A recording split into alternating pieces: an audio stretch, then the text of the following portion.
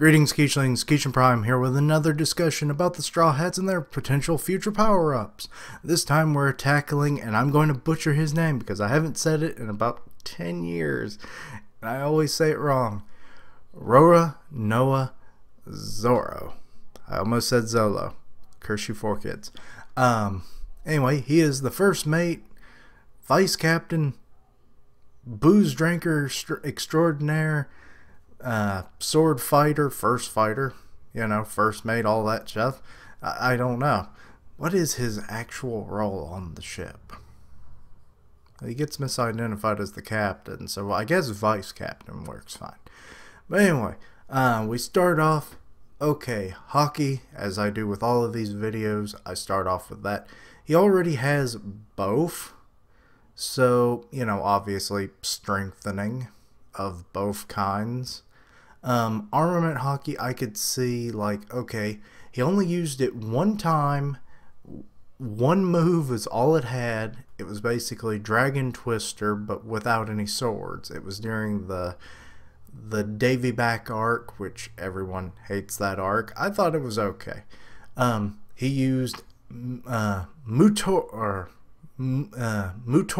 style, no sword style. If he like armors up his hands and stuff, he could essentially just make that more powerful. I mean, it would be so easily expanded upon. Just any attack, and like what is it, Onigiri, and kind of like that, and it'd be cool. It'd be cool, It would just be like perfect for like any times when his swords get taken, stolen. It happened during Dressrosa, though it didn't really happen for long. But like, say Eustace Kid in Wano, even though he's a prisoner right now, who's to say that that punishment won't be like redacted? Like he served a bit of time for betraying Kaido, maybe? I don't know. He was still alive. If he really betrayed Kaido, I think he'd be dead. But anyway, Eustace has that like magnetic power. So like he could steal anything. I mean, you saw what he did in the first time we ever saw him. He stole a bunch of guns and stuff. So stealing swords ain't no problem. But anyway, it just kind of theoretically anyway. Observation hockey, and this is the one I did out of all of these because it was like the best, because Zoro is a tough cookie to try and come up with ideas because of just like with the Sanji video. Why did I say Zoro? We're talking about Zoro now. With the Sanji video, like their fighting styles don't really lend to be unique enough to elaborate further than what Oda already has. So it's basically like, okay, during like he could identify, well, I forget what the name of it was, the cursed sword that he bought in Logetown. And like he knew that it wouldn't cut him, and he has like this spirituality and stuff, which then we further saw it in Thriller Bark, where he could find his sword even in the debris of a recently collapsed tower building, after he fought Ryuma. And he was like, oh, my sword's over in that pile. Okay, let me go get it. How did he do that? I think it's spirituality mixed with a hint that he already had observation hockey. So if you expand upon this further, maybe, and this could kind of like make up for some of his like, and play off the like his no sense of direction. Like, okay, say the Sunny is on the north coast and they're way down on the south, okay? And like, and it only would theoretically work in my head with like items that he has a connection with, because that's all we've ever seen him do it with. And the Sunny would be something in that category.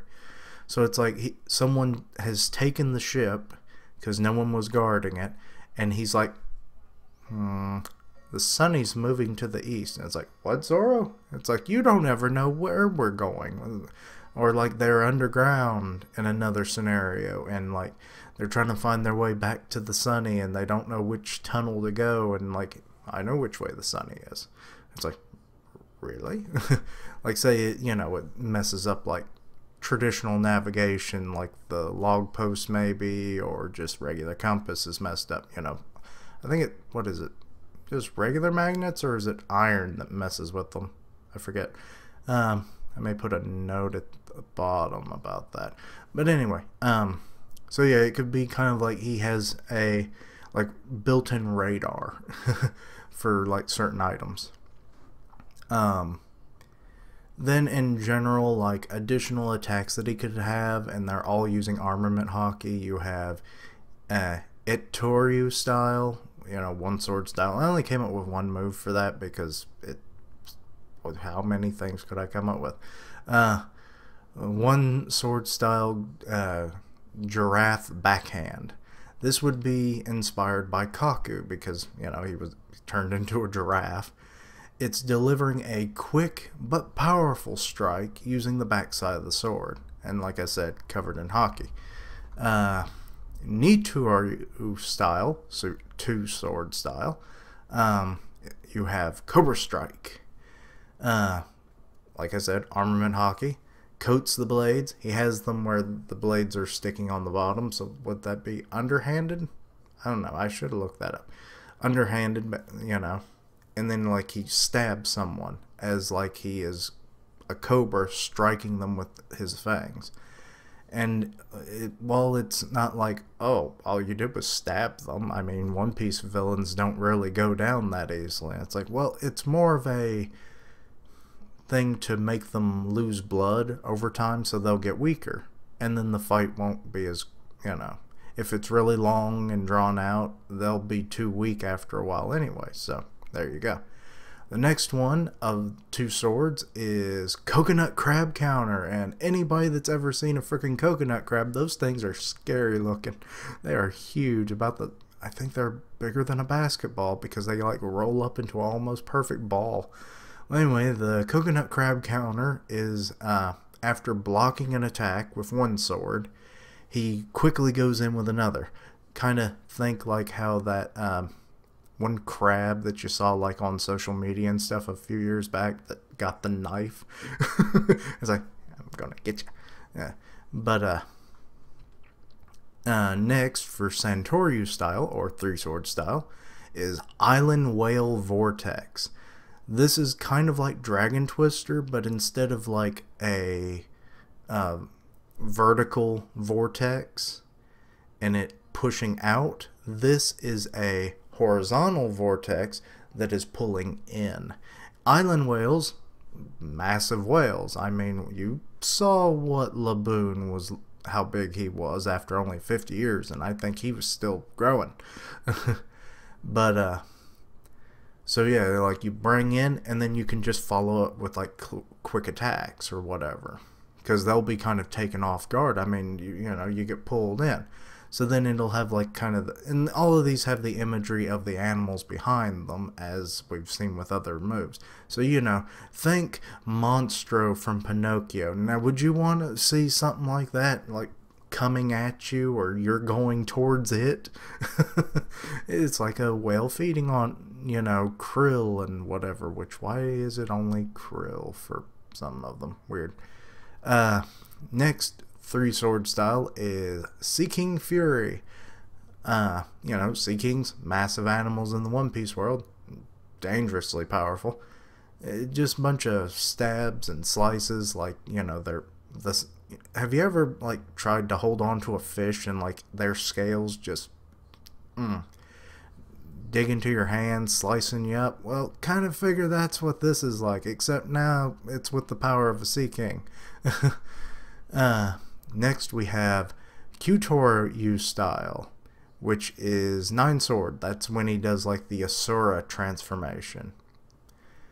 We have Asura Slash, which is an upgraded form of like the gorilla slash, which is, you know, like the 1 gorilla, 2 gorilla, or Ichi gorilla and Ni gorilla, where he like pumps up his muscles. Well, except it would be all 6 of the arms that you see in that form.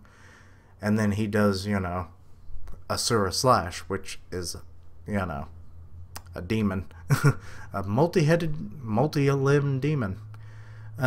Next is Kraken's Wrath. Another 9 sword style.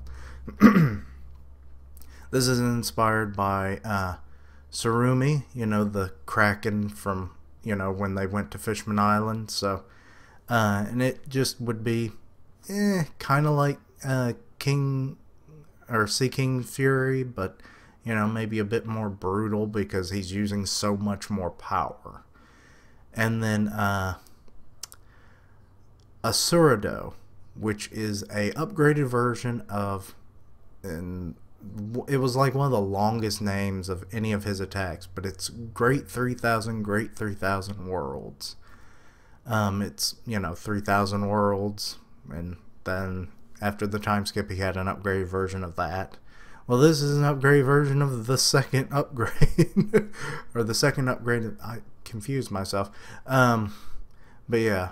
And if you're not aware, Asurado is the realm in which the Asura live in Buddhism.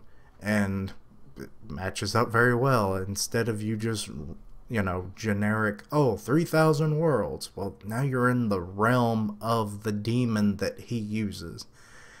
And when it came to his Asura, I looked it up, and my source is yokai.com. But it mentions like they're fearsome demons, and they have like a superiority over humans and everything. They're very violent. They're always fighting, basically always angry, kinda. And I started to think, like, with their pride and everything, we've seen Zoro, he has a great amount of pride in him. You know, he wants to be the greatest swordsman in the world, and he was trained by the greatest swordsman, so he kind of had to, like, step back the pride a bit. But now he's got that pride back. And a few times in the series, we've seen where he questions Luffy's decisions, you know, during Water 7 with the whole Usopp incident, and then it kind of happened again when Sanji left. Well, when Wano occurs, we might see Luffy versus Zoro. I guess it would be technically round 2 because they fought in, what was it, Whiskey Peaks? So, and he's going to be using Asura, and it might become like a full transformation where he has control over it. And it's this anger that unlocks it permanently. And like he has to, like, he'll be fighting Luffy full force. Luffy will be going Gear 4th, I imagine, during this fight. And, like, the two of them, like, after the fight, Luffy probably wins, and Zoro will leave the crew for a while. And he'll, like, master the transformation. Realize, you know, like, Luffy's right at the end of the day. You know, he makes missteps, and that's what the crew is there to help him with. And Zoro is a big point of, like, loyalty to himself. Because, like, remember the whole thing on Thriller Bark where it was like, if I can't defend my captain and keep his dream, then how can I achieve my own? So he would come back. And Luffy would obviously, you know, welcome him. I mean, he welcomed Usopp back. Though that was a lot easier fight for Luffy. This one probably wouldn't be, but it could be fun to watch, obviously, especially in the anime. So yeah, then he has this full transformation, and this is like the counterpart to the Diablo chef that I kind of like named for Sanji's transformation, so that they're somewhat equal, but obviously Sanji's going to be slightly weaker than, you know, Zoro, but as it kind of has to be, I guess. Due mostly, I guess, for the swords. I don't know. But anyway, that's about all I really had. This video actually ran a little longer than I thought. But it was just kind of tough to come up with ideas. So, you know, sorry if they're not the most unique or detailed or whatever. But, hopefully the Luffy video, which will be out probably later this week. Or, you know, I just have to get it recorded and edited, you know. But I already have all my notes for it, so hopefully that'll make up for this one. It was a little lackluster like the Sanji one, so sorry about that. But anyway, thank you for watching. Like, comment, and subscribe. Follow me on Twitter at Keishan Prime, and I'll see you next time. Keishlings, roll out.